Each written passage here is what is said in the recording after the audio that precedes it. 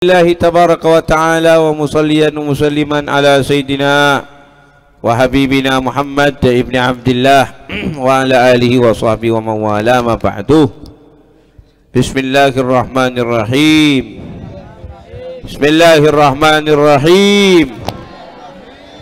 Nawaitu at-ta'alluma wa at-ta'lim wa at-tadhakkura wa at-tadhkir wa an-naf'a wal intifa' والإفادة والاستفادة والحث على التمسك بكتاب الله وسنة رسوله والدعاء إلى الهدى والدلالة على الخير ابتغاء وجه الله ومرضاته وقربه وثوابه نوينا كما نوى سلفنا الصالح.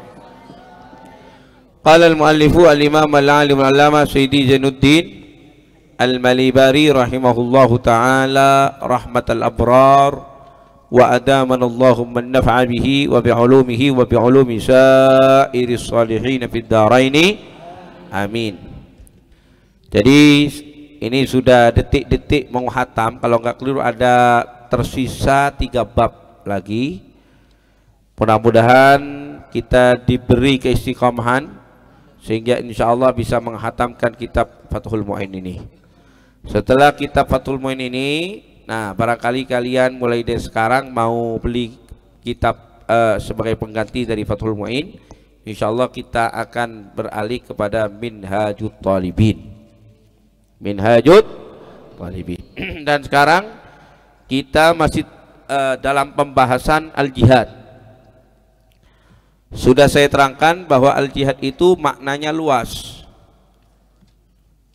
Jihad itu bukan hanya orang Islam melawan orang kafir harbi, berperang. Berperangnya orang Islam melawan orang kafir harbi itu termasuk bagian saja dari jihad. Adapun jihad itu maknanya luas. Seorang suami mencari nafkah untuk anak istrinya, jihad fisabilillah. Seorang pemuda mencari ilmu agama, jihad fisabilillah. Makanya seorang pemuda jika wafat ketika mencari ilmu agama, wafat ketika mondok, maka syahid. Maka apa? Syahid. Seperti beberapa bulan yang lalu ya, ada santri Mahat Salafiyah Syafiyah Sukorejo itu wafat di pondok, syahid insyaallah. Tapi jangan kemudian kalian berpikiran, oh katanya Buya kalau wafat di pondok syahid, lalu kemudian salto dari tas langsung ya syahid. Ini bukan matinya, bukan mati syahid. Kalau demikian, yang seperti itu mati sangit, itu bunuh diri namanya ya. Taib. Maka dari itu ya kawan, kalian sebetulnya di pondok pesantren berada di tempat yang mulia, yang jika Allah mentakdirkan wafat, maka kalian tergolong kepada golongan apa? Syahid. Nabi SAW juga mengatakan siapa yang mati karena ta'un, maka dia syahid. Artinya orang yang sedang berjuang dengan penyakit taun, dia dalam keadaan jihad fisabilillah. Jadi sekali lagi jihad fisabilillah maknanya luas. Namun memang ya kalau dimutlakkan lafzul jihad di dalam Al-Qur'an ataupun di dalam kitab-kitab klasik karangan ulama salafus saleh, yang dimaksud memang pertempuran antara umat Islam melawan orang kafir harbi. Tetapi sekali lagi bukan berarti jihad hanya begitu maknanya. Jihad maknanya luas. Bahkan Nabi SAW pernah menerangkan demikian. Sepulang Nabi SAW dan para sahabat dari perang Badar, Nabi SAW mengatakan raja'na minal jihadil asghar ilal jihadil akbar. Kita pulang dari jihad yang kecil, kata Nabi, jihad dengan pedang melawan orang kafir harbi itu jihad kecil. Kita pulang dari jihad kecil ini menuju jihad yang lebih besar. Apa itu jihad yang lebih besar? Jihad melawan hawa nafsu. Sekali lagi, jihad maknanya luas. Baik. Nah, sekarang kita sampai kepada pembahasan bahwa jika ada suami istri yang kafir lalu kemudian dia ditawan oleh kaum muslimin, maka hubungan pernikahannya terfasakh. Kalian sudah tahu apa bedanya faskhun nikah dengan nikah tolakun nikah, dengan tolak. Kalian sudah tahu perbedaannya. Kalau fasakh adalah perpisahan antara suami istri yang tanpa lafaz tolak tuki atau farok tuki dari suami. Kalau fasakh. Kalau tolak, ketika suami mengatakan kepada istrinya tolak tuki atau farok tuki, yakni perpisahan yang melalui atau dengan lafaz tolak tuki atau farok tuki. Itu kalau tolak. Taib ya kawan. Jadi kalau ada dua orang kafir, suami istri, kemudian dia ditawan oleh umat Islam karena kalah dalam peperangan, maka pernikahannya terfasakh. Jadi si perempuan ini jika misalnya dimiliki katakanlah oleh Z dari tentara kaum muslimin, lalu oleh pemimpin dikasih ke Z, maka oleh Z si fulanah ini yang kafir boleh diwati meskipun punya suami, karena hubungan suami istrinya itu sudah terfasakh. Allahumma shalli ala Muhammad. Sekarang sampai kemana? Idza uriqah. Ya Alfan. Idza uriqah. Wa idza uriqah. Sahih? Dan jika uriqah dijadikan budak. Al-harbi, orang kafir harbi, wa alaihi dainun, dan dia memiliki hutang kepada kaum muslimin, li muslimin, kepada seorang muslim, au dhimmiyin, atau seorang dhimmi, lam yasqut, maka tidak jatuh hutangnya itu. Hutangnya tetap aktif, tetap menjadi tanggungan. Perhatikan. Jadi orang kafir harbi kalau dia berperang dengan kaum muslimin lalu kalah dan ditawan oleh kaum muslimin, ada berapa pilihan yang boleh dipilih oleh pemimpin? 4. Ada berapa? Yang pertama, digimanakan? Boleh digimanakan?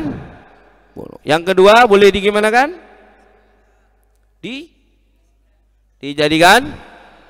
Yang ketiga, dijadikan tebusan. Yang keempat, budak lagi, dilepaskan. Yang keempat, dilepaskan. Nah, jika pemimpin sudah memutuskan kepada tawanan, misalnya ya, orang kafir harbi sudah diputuskan, tawanan, kamu ini saya putuskan, saya jadikan budak. Lalu yang dijadikan budak itu dari kafir harbi punya hutang kepada orang muslim atau kepada orang kafir dhimmi, maka hutangnya tidak terputus, tidak dihapus. Hutangnya tidak dihapus, tetap menjadi tanggungan. Wasaqata, dan terjatuh ingkana li harbiyin, kalau adanya hutang itu kepada orang kafir harbi. Jadi kalau orang kafir harbi ini yang dijadikan budak oleh pimpinan perang, panglima perang kaum muslimin, dijadikan budak, lalu dia memiliki hutang kepada orang kafir harbi yang lain, maka hutangnya dihapus. Itu kalau punya hutang kepada orang kafir harbi yang lain. Yang tidak dihapus itu kalau punya hutang kepada orang Islam atau kepada orang kafir zimmi. Allahumma shalli ala Muhammad. Walau iqtarada harbiyun, dan kalau meminjam orang kafir harbi min harbiyin kepada orang kafir harbi yang lain, au ghairihi atau selainnya, yakni selain kafir harbi, kafir zimmi, kafir muahad, awisyara minhu atau membeli darinya syai'an sesuatu, thumma aslama, kemudian kedua orang kafir itu sama-sama masuk Islam, au ahaduhuma atau salah satu keduanya masuk Islam, lam yasqutu, maka tidak terjatuh, yakni hutangnya tidak dihapus, liltizamihi, karena berpegang teguhnya, biaqdin sahih, dengan akad yang sahih. Taib, saya baca cepat saja ya, karena ini urusan masalah perbudakan ini sekarang tidak mungkin akan kita lalui, sebab sekarang sudah tidak ada budak, terkecuali misalnya Indonesia pas perang bareng Amerika atau perang bareng Israel. Nah, mungkin ada lagi budak, tapi selama masih tidak ada pertempuran dengan orang kafir harbi, maka tidak mungkin ada apa? Budak. Walau atlafa, dan kalau merusak harbiyun, siapa orang kafir harbi, ala harbiyin, atas orang kafir harbi yang lain, syai'an sesuatu, au ghasabahu atau menggosopnya, atau menggosopnya. Ya Ghafur, ma ta'riful ghasab, apa yang dimaksud ghasab? Coba kamu terangkan, apa yang dimaksud ghasab? Ya Nafil, kasih mikrofon.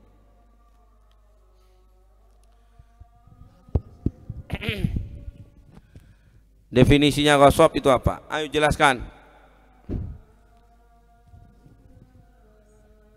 Ayo Ghafur, Batakpur.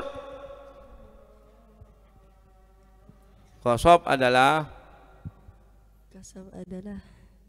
ya Batak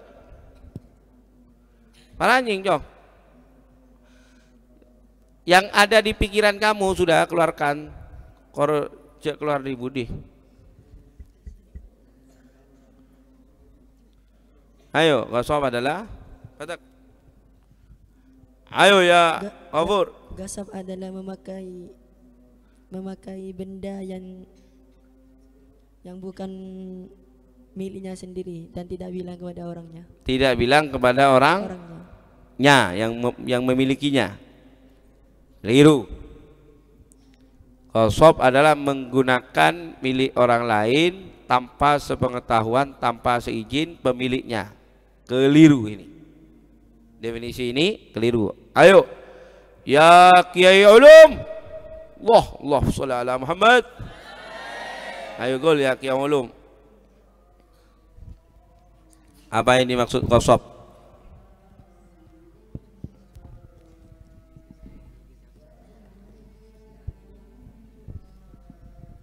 Allah sholli ala Muhammad. Batak Jong.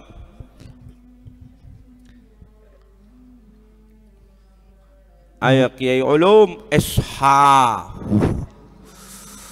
Nah kok memakai sesuatu tanpa sepengetahuan si pemilik. Ya pada baik bisa Ghafur ya. Abdul Hamid.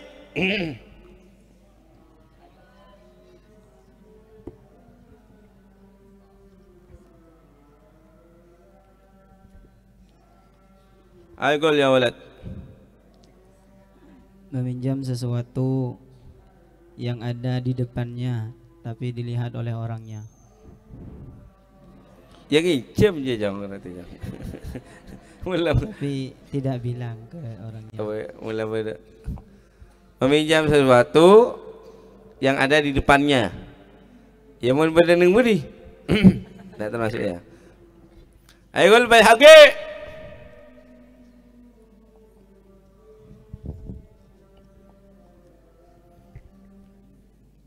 Ayo bihagi gol ya ayuhal munsyid. Ayo mon kelero ban pepurung bekalan ban kawan. Mungkin meminjam sesuatu dengan tanpa sepengetahuan tapi dengan niat mengembalikannya. Mengembalikan. Keliru. Ayo Alfan. Bil mikrofon ya walad.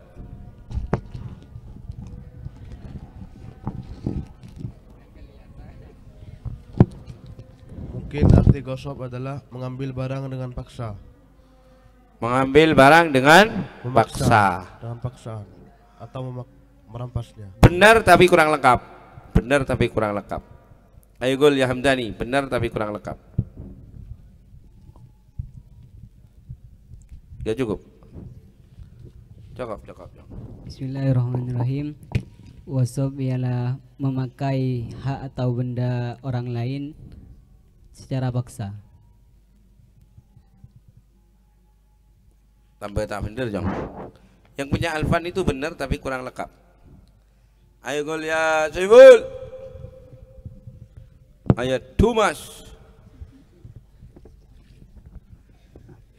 Tukar yang panjang.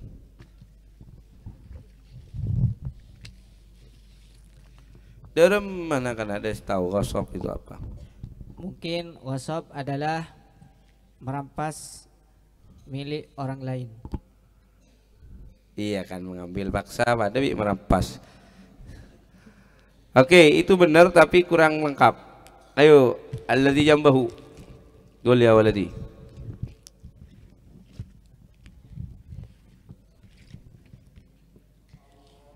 Mungkin menggunakan barang orang lain tanpa sepengetahuannya akan tetapi dikembalikan kembali. Dikembalikan lagi. Coba dengarkan omongan Abu ya. Apa yang dijawab oleh Alfan itu bener keng kurang lengkap. Wis. Bener keng kurang lengkap. Ayo selanjutnya alladzi ba'dahu.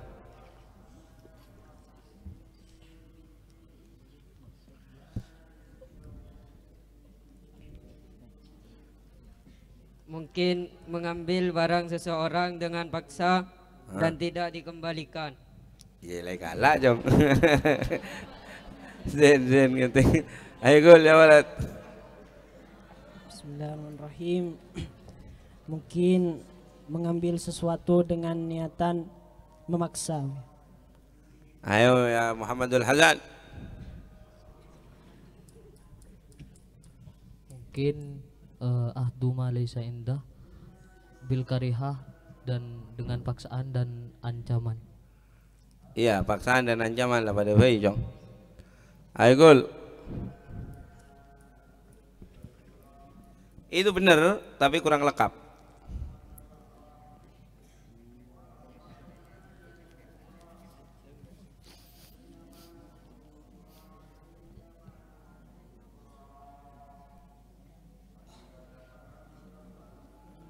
Ayo ya Bedawi.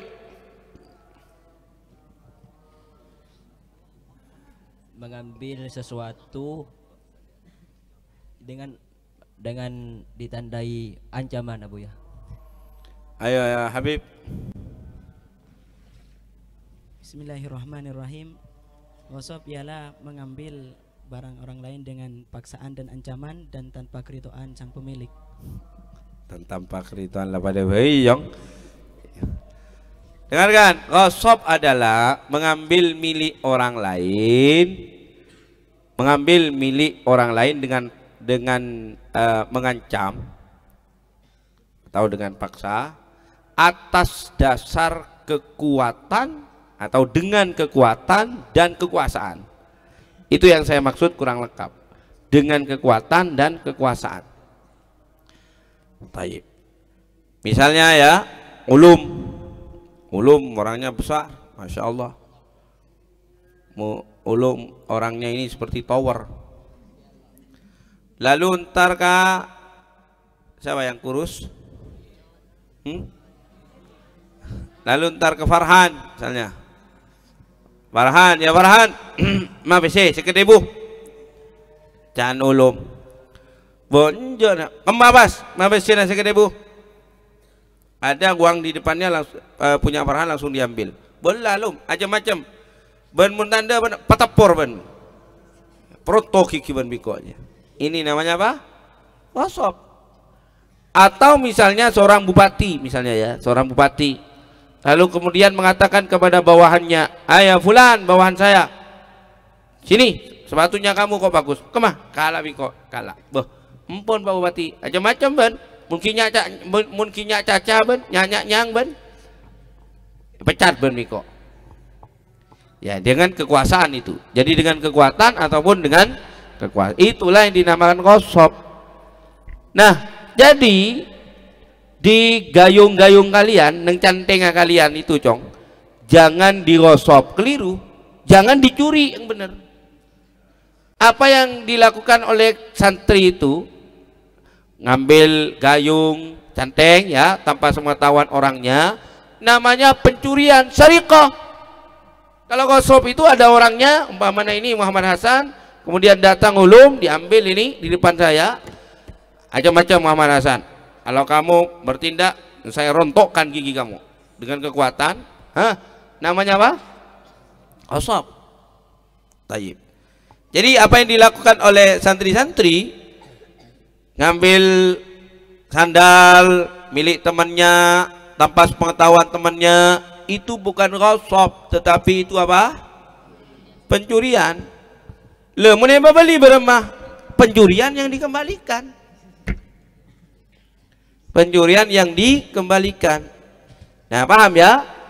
Jadi keliru kalau kalian mengatakan jangan dighasab, tapi yang benar jangan apa?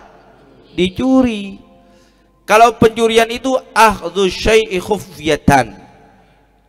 Akhdhu syai'i khufyatan, mengambil sesuatu yang bukan miliknya khufyatan, dengan samar-samar, dengan tanpa sepengetahuan pemiliknya, itu pencurian. Paham tuh? Jadi santri al-Maliki gak boleh keliru dalam menentukan istilah ini. Nah, kembali lagi ke pelajaran. Walau atlafa harbiyun, kalau ada seorang kafir harbi merusak ala harbiyin atas orang harbi yang lain, yakni misalnya merusak katakanlah sepeda motornya, syai'an sesuatu, au ghasabahu minhu, atau menggosopnya darinya, fa aslama, lalu keduanya masuk Islam, baik yang menggosop ataupun yang dighasab masuk Islam, baik yang merusak ataupun barangnya yang dirusak itu masuk Islam, au aslamal mutlif, atau masuk Islam yang merusak, fala dhamana, maka tidak ada tanggungan. Jadi gak usah menanggung. Li'annahu, karena sungguhnya ia lam yaltazim, tidak berpegang teguh, syai'an, kepada sesuatu, bi'aqdin, dengan sebuah akad, hatta yustadama hukmuh, sehingga dilanggengkan hukumnya. Karena ketika orang kafir tersebut melakukan perusakan masih harbi, orang kafir harbi tidak berlaku kepadanya hukum, tidak berlaku kepadanya hukum.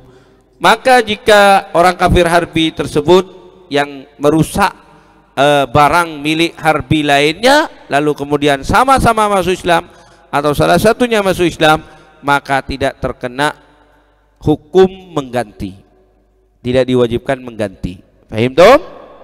Tayyib. Wali annal harbiyah, karena sungguhnya orang kafir harbi, lau atlafa, kalau ia merusak mala muslimin, kepada harta kaum muslimin, seorang Islam, au dhimmiyin, atau seorang kafir dhimmi, lam yatmanhu, tidak menanggungnya, tidak menggantinya. Nah, ya ikhwan ya, orang Islam atau orang kafir harbi, perhatikan, orang Islam dengan orang kafir harbi, kalau dalam masalah sosial atau transaksi sama, dong. Ya, jadi orang kafir dhimmi. Sekarang saya tanya, apa definisinya orang kafir dhimmi? Ayo gol yang Muhammadul Hasan. Ma ta'rifu al-kafir al-dhimmi? Ialah orang kafir yang mengancam umat Islam. Mengancam umat Islam? Harbi memerangi umat Islam. Memerangi? Ya harbi ruah. Aigul ya Baitawi, gimana kamu gak tahu orang kafir dhimmi? Zimmi. Bismillahirrahmanirrahim. Orang kafir dhimmi adalah orang kafir yang di bawah tanggungan orang Islam. Oke, di bawah tanggungan umat Islam, tetapi itu kurang lengkap. Ayo dilengkapkan ya Habib. Bismillahirrahmanirrahim. Orang kafir dhimmi adalah orang yang berada di bawah naungan umat Islam dan berada di wilayah ya, kurang lengkap, kurang lengkap. Orang kafir dhimmi adalah orang kafir yang tidak memerangi umat Islam. Satu. Yang kedua, dan dia berada di wilayah umat Islam, di wilayah negara Islam. Yang ketiga, tunduk patuh kepada peraturan negara Islam. Tunduk patuh kepada peraturan negara Islam di mana orang kafir tersebut berada. Itu namanya orang kafir dhimmi. Jadi orang kafir dhimmi ini kalau dalam masalah sosial, dalam masalah muamalah, maka sama dengan orang Islam. Bahkan Nabi SAW sampai mengatakan, man adza dhimmiyan faqad adzani. Siapa yang mengganggu orang kafir dhimmi, maka berarti ia telah mengganggu aku, kata Nabi. Jadi inilah bentuk toleransi ya kawan ya. Bentuk toleransi, kita nggak boleh mengganggu orang kafir dhimmi. Kalau mereka punya rumah nggak boleh diganggu. Kalau mereka punya gereja, mereka beribadah di dalam gerejanya, selama mereka itu dhimmi, yakni tidak mengganggu kita, tidak memerangi kita, maka kita tidak boleh mengganggunya. Inilah toleransi yang benar menurut ahli sunnah wal jamaah. Jadi toleransi itu tidak harus umat Islam ikut masuk ke dalam gereja, ikut Natalan. Lah. Tidak harus yang dinamakan toleransi itu ya kawan, orang Islam masuk ke dalam gereja, lalu kemudian tolak al-badru di dalam gereja, salatullahi malahat kawakib di dalam gereja. Lah. Tidak harus toleransi itu umat Islam mengatakan Om Swasti Swasti Om, Namo Buddhaya, apalagi itu salam sejahtera bagi kita semua, salam sejahtera bagi kita semua. Enggak harus begitu. Lah ini kita sekarang kalau tidak mau datang ke gereja, tidak mau mengucapkan selamat hari Natal, dianggap tidak toleransi. Ini enggak benar, keliru. Yang seperti itu bukan toleransi, yang seperti itu sinkretisme, mencampur adukkan ajaran agama-agama, dicampur ya kawan. Itu namanya sinkretisme. Kalau toleransi yang benar adalah kamu orang kafir silakan, orang Kristen, Katolik ataupun Protestan, orang Hindu, orang Buddha, orang Konghucu, silakan kalian beribadah, kami tidak akan mengganggu kalian. Enggak harus kita masuk ke gerejanya, ke sinagognya, ke wiharanya untuk melaksanakan sembahyang di sana lah. Nah, sebetulnya sudah sangat terang sekali dalam Islam ya. Konsep toleransi dalam Islam Allah sudah menjelaskan dengan gamblang, dengan tegas, dengan jelas. Apa kata Allah? Lakum dinukum waliyadin. Bagi kalian agama kalian, bagiku agama aku. Silakan jangan ganggu aku ketika aku melaksanakan sholat berjamaah. Aku tidak akan mengganggu kalian ketika kalian sembahyang di hari Ahad.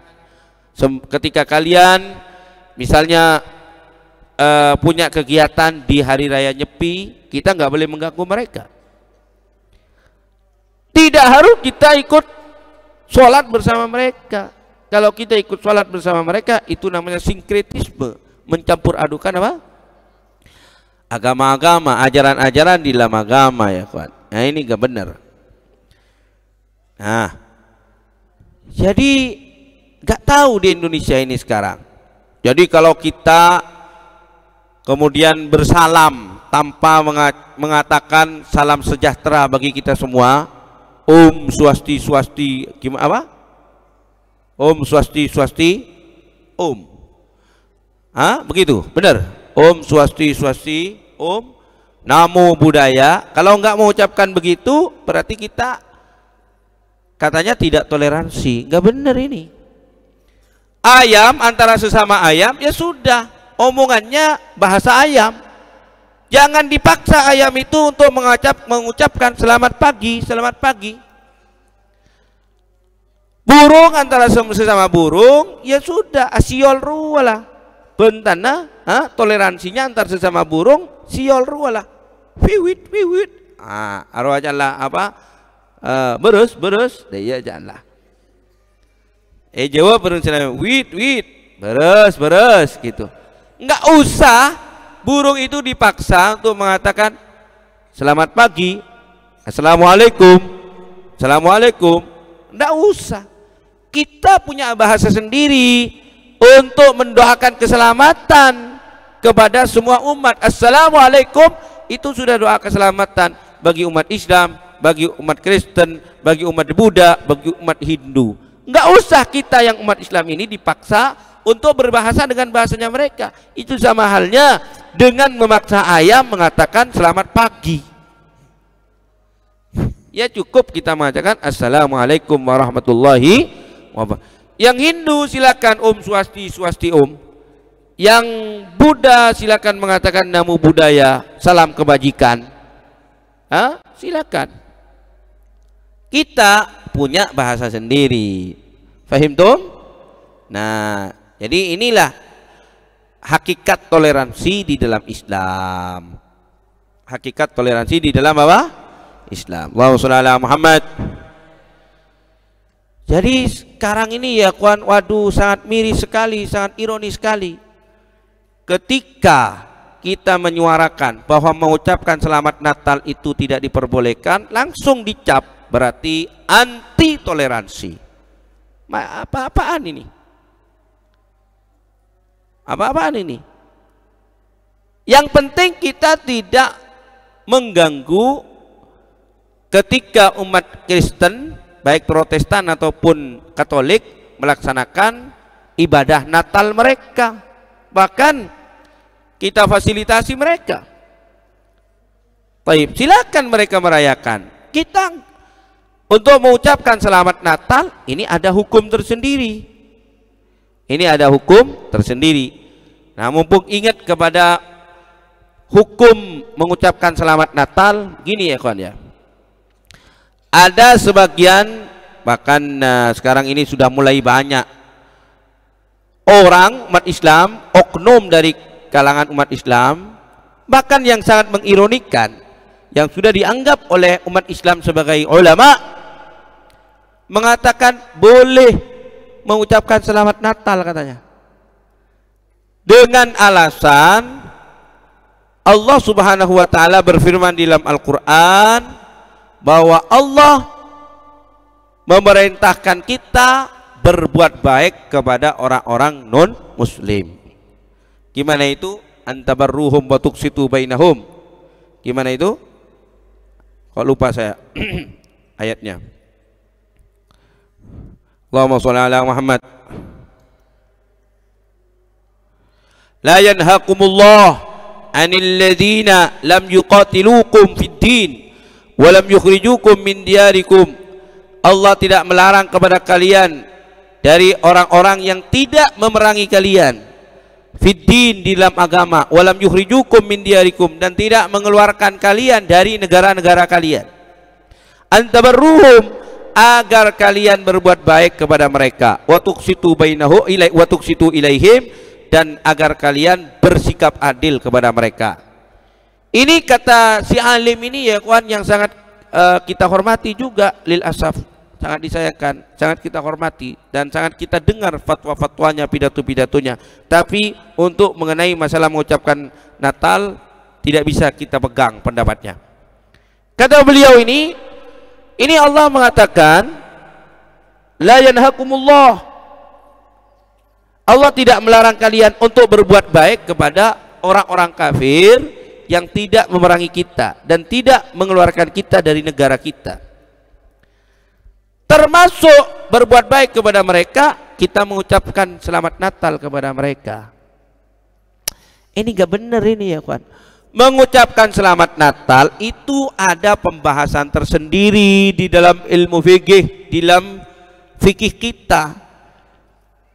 Dalam fikih ada istilahnya at-tahni'ah bi'idil kufar, mengucapkan selamat Natal dengan hari raya orang kafir.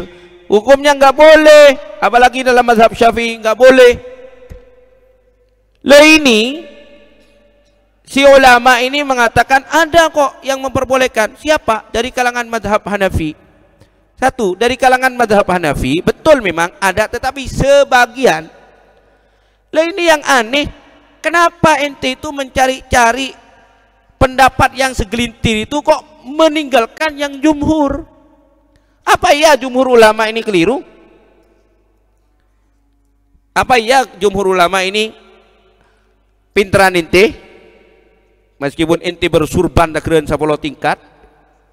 Apakah iya Imam Syafi'i, Imam Nawawi, Imam Rafi'i dan lain sebagainya dari jumhurul ulama yang mengharamkan mengucapkan selamat Natal? Apa iya mereka keliru? Hanya ente yang benar. Kok iya ente itu berspekulasi mencari pendapatnya sebagian ikhwan ya, sebagian dari kalangan mazhab Hanafi, sebagian, dan meninggalkan pendapat jumhur. Itu yang pertama.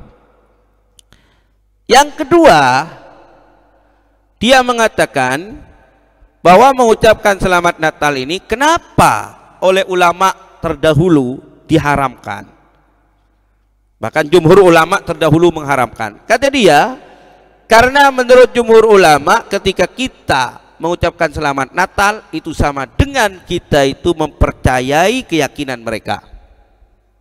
Paham ya?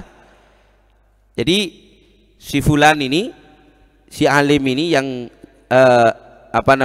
yang keliru dalam masalah memutuskan hukum mengucapkan selamat Natal, dia mengatakan ulama terdahulu itu kita akui memang jumhurnya, mayoritasnya mengharamkan mengucapkan selamat Natal, tapi ada sebabnya, kata dia. Sebabnya apa? Sebab menurut persepsi mereka ketika kita mengucapkan selamat Natal berarti sama kita meyakini apa yang mereka yakini, apa yang oleh orang-orang Kristen, orang-orang Katolik yakini. Lah ini kesimpulan ini menurut saya yang keliru. Ya akhi, ya sayyid, ya habib, kalau memang jumhur ulama ketika mengatakan selamat Natal itu tidak boleh, alasannya karena ketika kita mengucapkan selamat Natal berarti kita meyakini keyakinan yang diyakini oleh non muslim, maka kesimpulannya bukan haram, kesimpulannya syirik, kafir. Paham ya? Maka seandainya kenapa jumhur ulama itu mengharamkan mengucapkan selamat Natal, seandainya memang ilahnya, alasannya karena di sana ada unsur meyakini keyakinan orang-orang non-muslim, maka niscaya mereka tidak akan menyimpulkan hukum haram, tetapi kesimpulannya kafir atau syirik. Meyakini Nabi Isa itu adalah anak Tuhan, ya masa haram? Syirik lah, lebih tinggi lagi dari haram, syirik itu. Nah, jadi ketika disimpulkan haram, alasannya bukan karena ketika kita mengucapkan Natal itu berarti kita meyakini keyakinan mereka, itu bukan kesimpulannya. Kesimpulannya karena kita ikut memeriahkan, karena kita ikut memeriahkan hari raya mereka. Oleh karena itu kemudian kesimpulannya haram. Kalau kemudian orang yang mengucapkan selamat Natal itu ada unsur meyakini keyakinan apa yang diyakini oleh non muslim, bukan hanya haram tetapi syirik atau kafir gitu. Nah ini saya lihat beliau kurang tahqiqul manat istilahnya ya, kurang detail di dalam memahami persoalan ini ya kawan. Saya tegaskan kembali, jumhur ulama ketika mengatakan haram mengucapkan selamat Natal, alasannya bukan karena ketika kita mengucapkan selamat Natal berarti meyakini keyakinan mereka bahwa Isa adalah ibnullah, bukan itu alasannya, tetapi alasannya adalah karena kita ikut memeriahkan hari raya mereka, ikut memeriahkan hari raya mereka. Nah, memeriahkan hari raya mereka itulah yang menjadikan kita haram mengucapkan selamat Natal. Makanya cong mun Natalan tanggal 1 Januari juga itu kan apa namanya tahun barunya mereka, Natalan, Idnya mereka, hari raya mereka. Jangan kalian ikut-ikut memeriahkan, haram hukumnya. Makanya larang mengucapkan selamat Natal karena ikut memeriahkan. Apalagi sampai ikut-ikutan niop apa? Niop apa? Apalagi ikut-ikutan pakai topi sinter kelas, ikut memeriahkan, haram. Paham ya? Jadi jumhur ulama sekali lagi mengharamkan mengucapkan selamat Natal. Alasannya bukan karena ketika kita mengucapkan selamat Natal ada unsur meyakini keyakinan mereka, bukan karena itu, tetapi karena di sini ada unsur memeriahkan hari raya mereka. Karena kalau memang alasannya ada unsur meyakini keyakinan non-muslim, maka niscaya kesimpulan dari jumhur ulama bukan haram lagi, tetapi kafir atau syirik. Gitu. Ini tolong difahami, utamanya yang Mahat Ali. Allahumma shalli ala Muhammad. Allahumma shalli ala Muhammad. Makanya kalau kalian memeriksa di kitab-kitab para ulama, mengucapkan selamat Natal itu dibarengkan misalnya dengan bermain api, dengan apa lagi? Bermain ular. Jadi dibarengkan dengan persoalan-persoalan fikih. Artinya jelas bahwa para ulama mengharapkan selamat Natal itu bukan karena masalah itikadi, alasannya bukan masalah itikadi, tapi karena fikih, yaitu ikut memeriahkan. Ikut memeriahkan. Kalau kemudian sampai kepada derajat ikut meyakini apa yang mereka yakini, diantaranya bahwa Isa itu adalah ibnullah, diantaranya bahwa Isa itu mati karena dijadikan tebusan untuk umatnya, untuk kaumnya, nah ini bisa kafir, bisa apa? Kafir. Allahumma shalli ala Muhammad. Jadi itulah toleransi yang benar menurut ahli sunnah wal jamaah. Yang selain itu la yultafat alaihi, jangan kalian tolah-toleh kepada toleransi yang gak benar itu. Doa bersama, ya jangan doa bersama. Doa ini dalam Islam, dalam ajaran kita, agama kita ada aturan-aturannya, ada aturan-aturannya. Nah, melanggar aturan itu, tidak mengindahkan aturan itu, berarti kamu mau mencampur adukkan agama-agama. Ini namanya sinkretisme, bukan lagi toleransi. Nah, masa kalau kita misalnya sholat, karena ini dalam rangka toleransi, sholat kita yang awalnya begini kita rubah begini. Sebagai bentuk toleransi, kita rubah begini. Penghormatan kepada saudara-saudara kita yang beragama Hindu, yang beragama Buddha. Gini. Ini namanya sinkretisme, bukan toleransi. Namanya apa? Sinkretisme, mencampur adukkan agama ini. Enggak benar. Allahumma shalli ala Muhammad. Jadi toleransi konsepnya dalam Islam jelas, terang, tegas. Lakum dinukum waliyadin.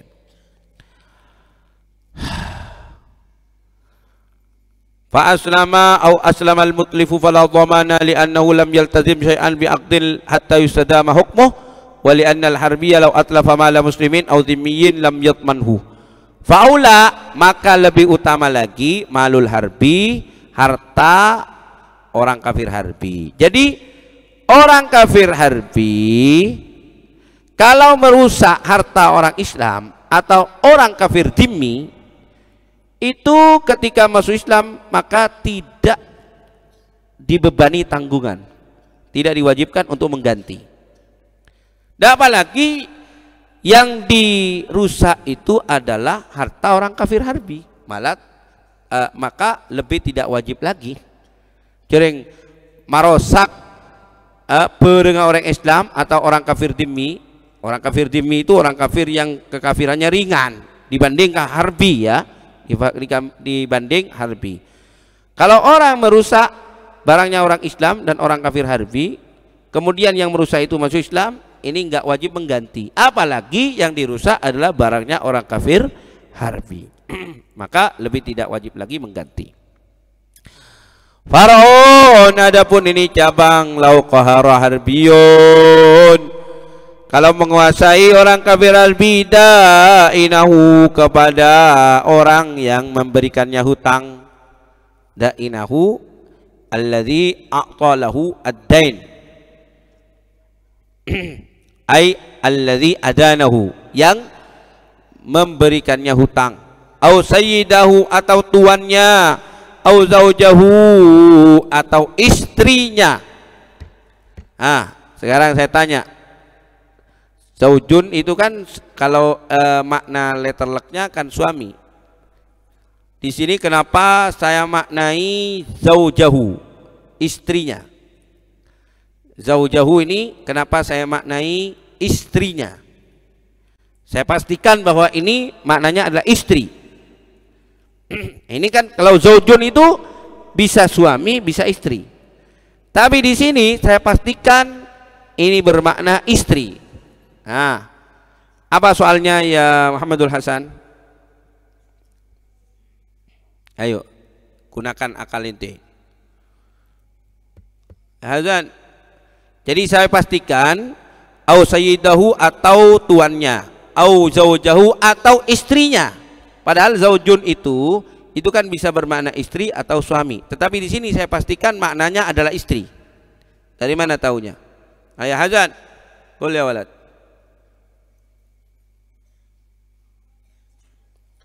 Gunakan otak, gunakan akal. Santri tidak boleh bodoh. Santri tidak boleh bodoh. Ayo gol. Ayah Baidawi.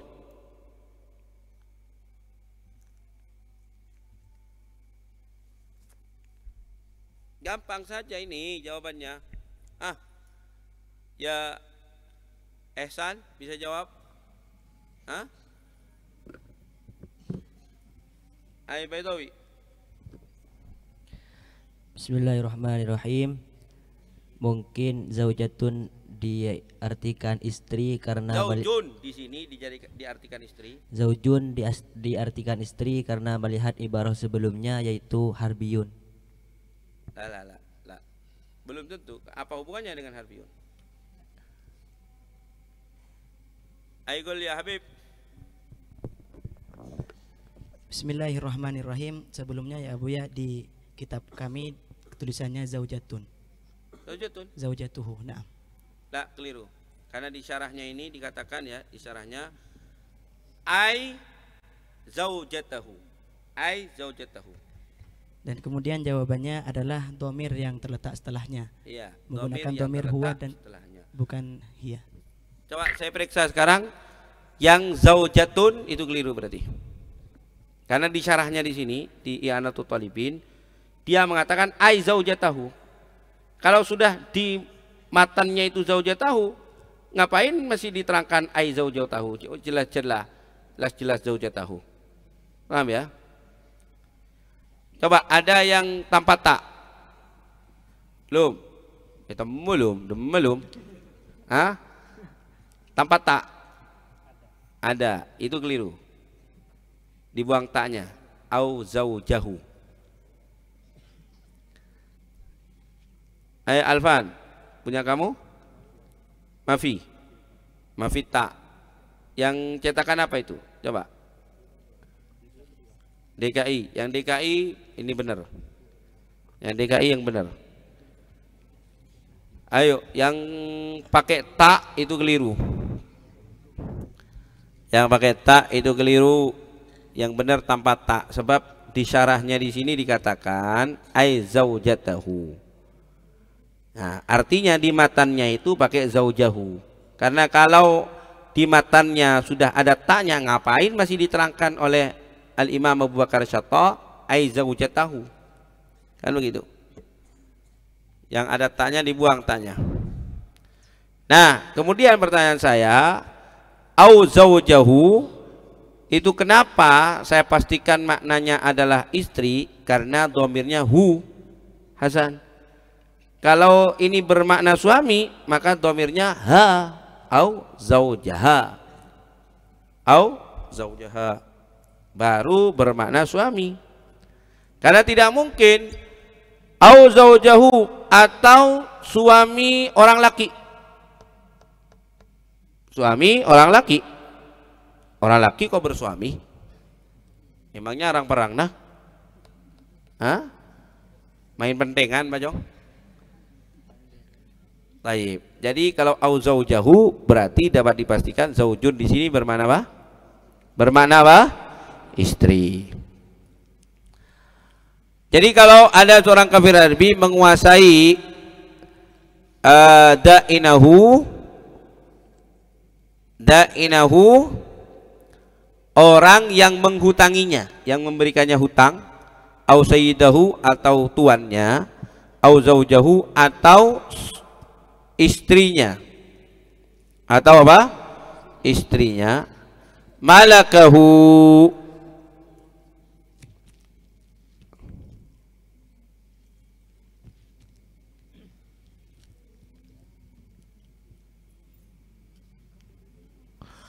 maka si harbi tersebut berarti sudah memilikinya. Wartafa'ad dain, dan terangkat hutang, warriqu, dan terangkat pula keberbudakan menjadi merdeka, yakni wan nikah, dan terangkat pula pernikahannya.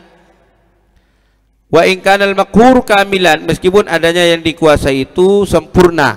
Nah, kalian sudah tahu maknanya kamilan itu ya.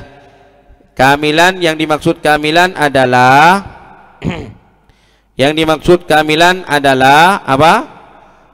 Al-bulugh wal aql wal hurriyah wal dzukura. Silakan dirujuk kembali di depan itu. Yang dimaksud kamilan adalah al-bulugh, al-aql, al-hurriyah, az-dzukura. Wa kadza, demikian juga in kanal qahiru, kalau adanya yang menguasai, ba'dhan, merupakan bagian lil makhur, bagi yang dikuasai. Yang menguasai misalnya anaknya yang dikuasai, atau sebaliknya, yang menguasai adalah bapak daripada yang dikuasai. Yang dikuasai itu kena anaknya. Baik. Maka hutang antara keduanya atau ar-riqu antara keduanya, keberbudakan yang ada pada yang menguasai itu menjadi terangkat. Perhatikan, malai jelas cong. Perhatikan Kak Buya semuanya. Misalnya Z ini orang kafir harbi, lalu kemudian menguasai orang lain, yang mana orang lain ini adalah yang memberikannya hutang, dikuasai. Entah misalnya dia membeli budak lalu kena kepada orang yang memberikannya hutang, paham? Jadi utang ke orang, akhirnya beli budak, ternyata budaknya itu adalah yang menghutanginya, maka hutangnya sudah lebur, dia terpakai budak. Begitu ya. Atau menguasai tuannya, maka keberbudakan yang menguasai tersebut menjadi terangkat, menjadi hurriyah, menjadi bebas, menjadi merdeka. Atau istrinya, atau apa? Istrinya kok. Jadi dia berhutang, kemudian dia menguasai, entah gimana caranya menguasai orang, ternyata orang tersebut adalah menjadi istrinya nanti. Maka terangkatlah hutangnya. Demikian ya. Itu maksudnya. Walakin, akan tetapi, laisa lil gahir, tidak boleh bagi orang yang menguasai bai'u makhurihi, menjual yang dikuasainya, al-ba'dha, yang merupakan bagian li'itqihi, untuk pemerdekaannya, alaihi, khilafan lis-samhudi, berbeda dengan pendapatnya al-Imam As-Samhudi. Jangan berdiri Jong, jangan berdiri, jangan kemana-mana Jong. Kalau pelajarannya Buya gak boleh berdiri. Muhimmatun, persoalan penting. Qala syekhuna, berkata guru kami, fi syarhil minhaj, dalam syarah al-minhaj. Guru kami di sini yang dimaksud adalah Ibnu Hajar al-Haytami. Syarhul minhaj yang dimaksud adalah Tuhfatul Muhtaj. Yang dimaksud syarah al-minhaj di sini adalah Tuhfatul Muhtaj. Khudh minni al-faidah. Khudh minni al-faidah, Jong. Jadi kitab fikih yang paling banyak syarahnya itu adalah al-minhaj, Minhajut Talibin. Nah, saya menghitung di Mekah, di apa namanya, di maktabahnya Abuya saja yang ada itu 20 kitab. Tapi kalau saya baca di Mustalahatus Syafi'iyah, saya punya kitab Mustalahatus Syafi'iyah, ternyata syarah minhaj lebih dari 20, bahkan lebih dari 50. Tapi yang ada di maktabahnya Abuya Sayyid Muhammadul Maliki itu 20-an saja. Jadi kitab fikih yang paling banyak syarahnya adalah Minhajut Talibin, atau yang disingkat oleh para ulama dengan sebutan Al-Minhaj. Baik, ini barokahnya Imam Nawawi ya kawan. Kenapa Imam Nawawi, subhanallah, kitab-kitabnya semuanya barokah? Kenapa? Tidak lain dan tidak bukan karena barokah takzim dan taat yang luar biasa dari Al-Imam Nawawi kepada gurunya. Al-Imam Nawawi ini ya kawan, Ibnu Malik pengarang kitab pengarang Alfiyah, itu oleh Allah SWT diuji dengan tidak memiliki murid. Itu alim allama tapi tadi santren aja. Taib. Tapi subhanallah, yang istiqamah ngaji kepada Ibnu Malik itu adalah Al-Imam Nawawi. Maka Al-Imam Nawawi akhirnya diberi penghargaan oleh Ibnu Malik, disebutkan namanya, bukan namanya, disitir, disinggung di dalam Alfiyah. Ya, karojulin minal kirami indana. Gimana itu depannya? Wahal fata fikum fama hillul lana karojulin minal kirami indana. Itu yang dimaksud ada Al-Imam Nawawi, muridnya Ibnu Malik. Tayyib. Jadi ta'zim luar biasa, sebagaimana sudah saya jelaskan, di antaranya Al-Imam Nawawi itu kalau mau ngaji punya kebiasaan yang tidak pernah ia tinggal. Apa kebiasaan itu? Beliau senantiasa bersedekah sebelum mengaji kepada fugara masakin, sedekah. Dan ketika Imam Nawawi itu bersedekah, beliau senantiasa meniatkan sedekahnya itu dengan sebuah niat. Apa kata beliau? Allahumma stur aiba syaikhi. Ya Allah, tutupilah aib guruku. Jadi Imam Nawawi sengaja bersedekah supaya Allah tidak memperlihatkan kepada Imam Nawawi kejelekan-kejelekan gurunya, kalaupun gurunya punya kejelekan. Kenapa ya Imam Nawawi? Karena Imam Nawawi paham betul bahwa asy-syaikhu mir'atul murid. Asy-syaikhu mir'atul murid. Coba saya tanya kalian, kalau ada orang gemuk kemudian bercermin, di cermin muncul kurus apa gemuk? Orang lempo 120 kg lebih sekintal. Kaca. Oh nih kaca, alhamdulillah, masya Allah nih kacau aku langsing. Mungkin? Tidak mungkin. Yang akan muncul di cermin ya gemuk juga. Orang celeng umpama namun kaca, naik kaca si muncul celeng babote? Celeng. Orang celeng kaca. Masya Allah kaca poteng kok, pote. Kecuali mun foto, mun selfie jong. Mun selfie orang celeng bisa pote, bisa ngaring Cina. Lain. Tapi kalau cermin, orang hitam bercermin, maka yang muncul di cermin apa? Hitam juga. Demikian juga murid kepada guru. Kalau murid misalnya mengetahui gurunya itu seorang yang saleh, takwa, tidak pernah ada zallah dari gurunya, dia mengetahui seperti itu, berarti hadzal murid maqamuhu alin indallah, azim indallah. Loh, kok ada murid tang guru ternyata dia, hati-hati ente. Jangan-jangan ente kayak gitu di hadapan Allah. Jangan-jangan ente seperti itu di hadapan Allah. Kalian kan sudah membaca kitab Al-Anwarul Qudsiyah. Al-Anwarul Qudsiyah. Di sana itu kan dikatakan Asy-Syaikhu mir'atul murid. Asy-Syaikhu mir'atul murid. Yang berkata itu seorang wali besar namanya Asy-Syaikh Abdul Wahhab Asy-Sya'rani. Wa sallallahu Muhammad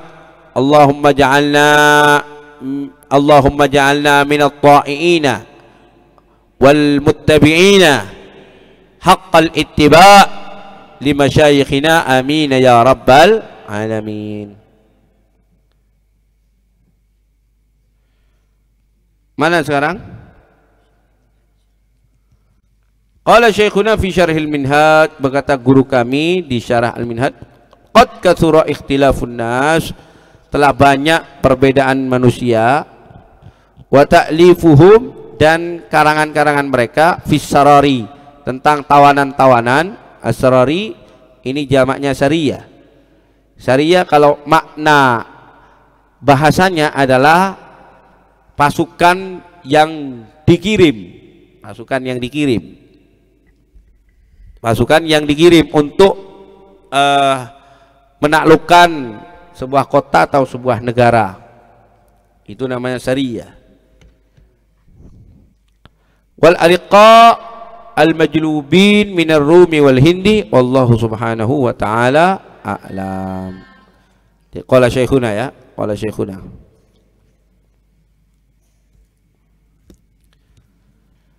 Sebelum kita beralih kepada qiraatus shalawah, barangkali ada